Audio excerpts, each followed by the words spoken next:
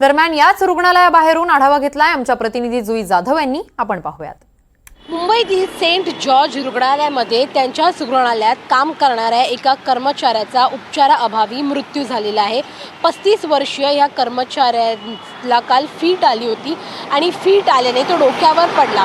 मात्र डोक्यावर केवळ 2 टाके मारण्यासाठी तो त्याच रुग्णालयामध्ये आला. याच सेंट जॉर्ज रुग्णालयामध्ये तो काम करत होता. मात्र उपचाराअभावी त्याचा मृत्यू झाला आहे. डॉक्टरांकडून कुठलीही दखल घेतली गेली नाही.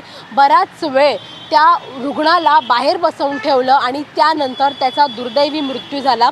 त्याचा मृत्यू झाल्यानंतर त्याच्या नातेवाईकांनी हॉस्पिटलमध्ये येऊन बराच गोंधळ घातला आणि प्रशासनाला जाब देखील विचारलं. त्यानंतर इथले आमदार राहुल नार्वेकर हे देखील इथे आले आणि त्यांनी पूर्ण परिस्थितीचा आढावा घेतला. त्यासोबतच जे डॉक्टर इथे दोषी आहेत त्यांच्या देखील निलंबनाची कारवाई करण्यात आलेली आहे. आज राहुल नार्वेकर यांनी एक बैठक बोलावली आहे आणि या बैठकीमध्ये जे उर्वरित दोषी आहेत त्यांच्यावरती कारवाई करू असं त्यांनी सांगितलं आहे. सेंट जॉर्ज हे खरं तर एक खूप नावाजलेलं रुग्णालय आहे. मात्र त्याच रुग्णालयामध्ये अशी घटना घडलेली आहे की त्याच रुग्णालयामध्ये काम करणाऱ्या कर्मचाऱ्याचा उपचाराअभावी मृत्यू झालेला आहे.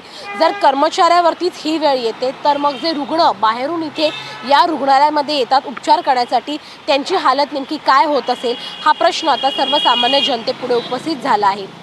व्हिडिओ जर्नलिस्ट जितेंद्र वाघमारेसह जुई जाधव, NDTV मराठी, मुंबई.